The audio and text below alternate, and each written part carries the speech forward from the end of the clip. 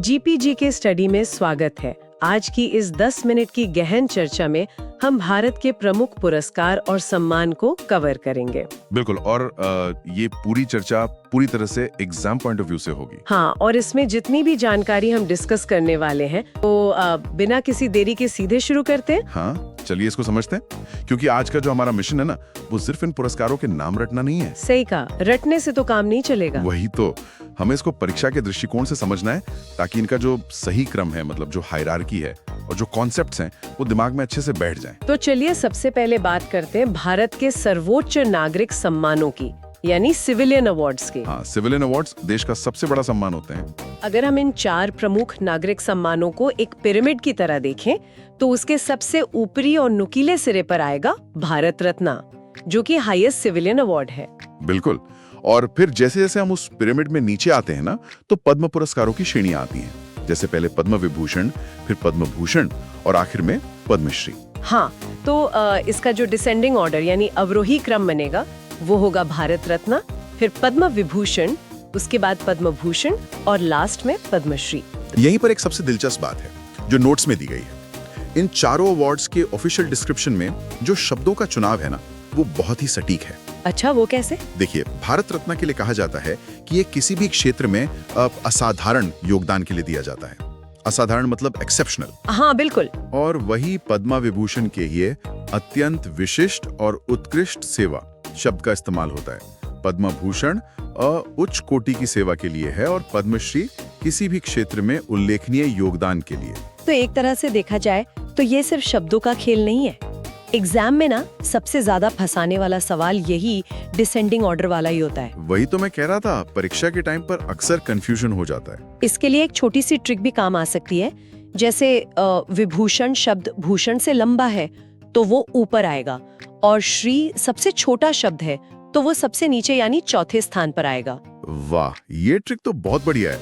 इससे एग्जाम के दबाव में ऑर्डर याद रखने में बहुत मदद मिलेगी। तो अब इस पिरामिड के आधार को समझने के बाद ना थोड़ा डेटा को डिकोड करते हैं। हाँ, लेटेस्ट डेटा पर आते हैं। अगर हम पद्मा अवार्ड्स 2024 के लेटेस्ट ऑफिशियल डेटा की बात करें तो कुल 132 पुरस्कार दिए गए हैं, जिसमें 5 विभूषण, 17 भूषण और 110 पद्मश्री शामिल हैं। सही आंकड़े हैं ये। पर यहाँ एक बात सोचने वाली है, मतलब विभूषण केवल 5 हैं और लेकिन पद्मश्री सीधे 110। इतने बड़े अंतर का क्या मतलब निकलता है? देखिए, इसका बहुत ही सीधा सा लॉजिक है। पद्मश्री आजकल उन जमीनी स्तर पर काम करने वाले अंगना नायकों को दिया जा रहा है, जो कला, विज्ञान, समाज सेवा या खेल जैसे अलग अलग क्षेत्रों में अपना जीवन लगा देते हैं, जो अनसंग हीरोज होते हैं। बिल्कुल। इनकी संख्या देश में बहुत ज्यादा है, इसलिए पद्मश्री की संख्या हमेशा ज्यादा होती है। पर यहाँ पर ना नोट्स में एक वार्निंग या नोट भी दिया गया है। हाँ, वो नोट बहुत जरूरी है। एग्जाम देने वालों को हमेशा लेटेस्ट ऑफिशियली अनाउंस्ड ईयर के डेटा को ही वेरीफाई करके पढ़ना चाहिए। एकदम सही, क्योंकि पुरस्कारों की कुल संख्या और उसमें महिलाओं की भागीदारी। अब आगे बढ़ते हैं और बात करते हैं उन क्षेत्रों की जो समाज की सांस्कृतिक और बौद्धिक नींव रखते हैं, यानी सिनेमा और साहित्य। हाँ, सबसे पहले भारतीय सिनेमा के सर्वोच्च सम्मान दादा साहेब फाल्के पुरस्कार की बात करते हैं। लोग अक्सर सोचते हैं कि ये किसी साल की सबसे हिट फिल्म बनाने के लिए मिलता है, जो कि एक बहुत बड़ी गलतफहमी है। हाँ, क्योंकि ये किसी एक फिल्म के लिए नहीं बल्कि लाइफ टाइम कॉन्ट्रीब्यूशन यानी आजीवन योगदान के लिए दिया जाता है। और अगर हम इसको थोड़ा बड़े संदर्भ में देखें तो परीक्षाओं में अक्सर ये पूछा जाता है कि ये अवार्ड देता कौन है। राइट, वो संस्था पूछी जाती है। बिल्कुल। दादा साहेब फाल्के पुरस्कार सूचना एवं प्रसारण मंत्रालय द्वारा नेशनल फिल्म अवार्ड्स के अंतर्गत दिया जाता है। ये मंत्रालय वाला पॉइंट याद रखना बहुत जरूरी है। वहीं दूसरी तरफ जब हम साहित्य के सबसे बड़े सम्मान यानी ज्ञानपीठ पुरस्कार की बात करते हैं तो ये किसी मंत्रालय द्वारा नहीं बल्कि भारतीय ज्ञानपीठ संस्था द्वारा दिया जाता है। हाँ, और ये भारत का सबसे प्रतिष्ठित साहित्यिक पुरस्कार है जो भारतीय भाषाओं के लेखकों को उनके योगदान के लिए प्रदान किया जाता है। तो यहाँ पर संस्था और मंत्रालय के बीच का जो अंतर है उसको क्लियर रखना एग्जाम के लिए बहुत फायदेमंद साबित हो सकता है। बिल्कुल सही बात है। अब बौद्धिक और सांस्कृतिक क्षेत्रों से निकलकर आते हैं उस क्षेत्र में जहां शारीरिक कौशल और अदम्य साहस की परीक्षा होती है, एक्शन और स्पोर्ट्स। एग्जैक्टली। तो खेल पुरस्कारों की बात करें तो भारत के प्रमुख खेल पुरस्कार हैं सबसे ऊपर मेजर ध्यानचंद खेल रत्न अवार्ड, फिर अर्जुना अवार्ड और फिर द्रोणाचार्य अवार्ड। इनका सीक्वेंस भी बहुत महत्वपूर्ण है। हाँ, खेल रत्न भारत का सर्वोच्च खेल सम्मान है जो उत्कृष्ट अंतर्राष्ट्रीय प्रदर्शन के लिए दिया जाता है, और अर्जुन पुरस्कार उन खिलाड़ियों को मिलता है जो लगातार अच्छा प्रदर्शन करते हैं। और द्रोणाचार्य पुरस्कार तो हम सब जानते ही हैं कि कोच को दिया जाता है। इसके लिए नोट्स में एक बहुत अच्छी ट्रिक दी गई है। खेल रत्न, फिर अर्जुना और फिर द्रोणाचार्य।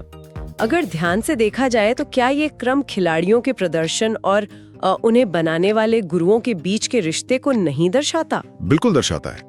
एक खिलाड़ी तभी खेल रत्न तक पहुंचता है जब उसके पीछे किसी द्रोणाचार्य यानी किसी बेहतरीन कोच का हाथ हो। ये एक पूरा इकोसिस्टम है जिसे समझना एग्जाम के लिए आवश्यक है। सही बात है।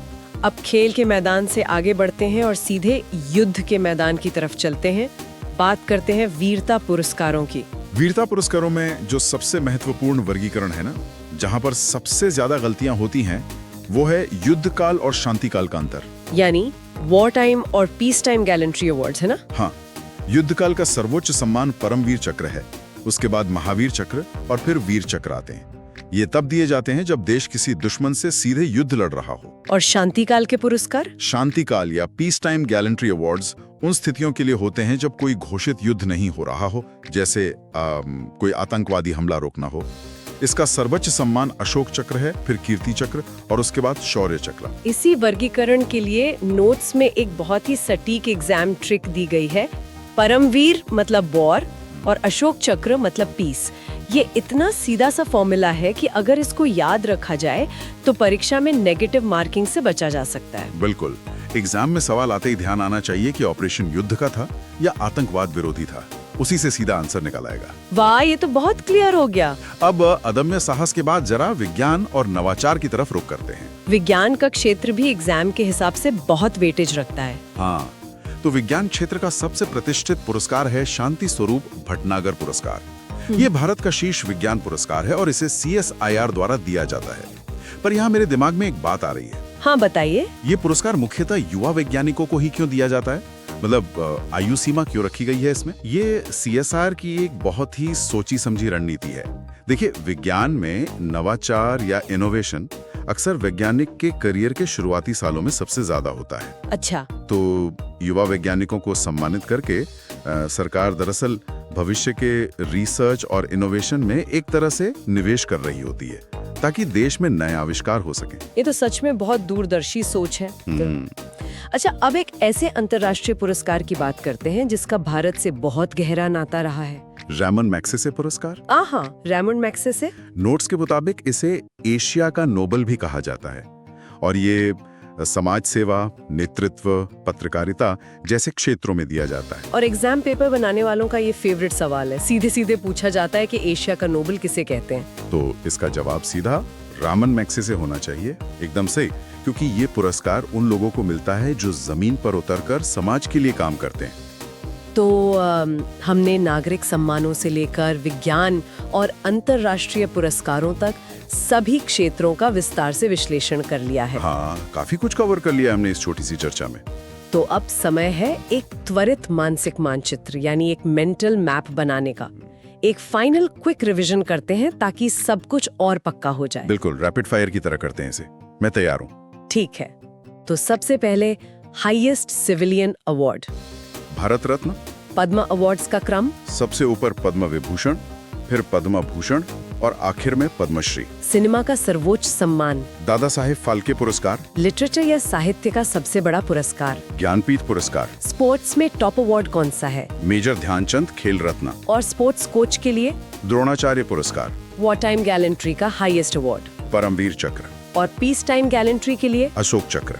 आखिर में साइंस के क्षेत्र का टॉप अवार्ड? शांति स्वरूप भटनागर।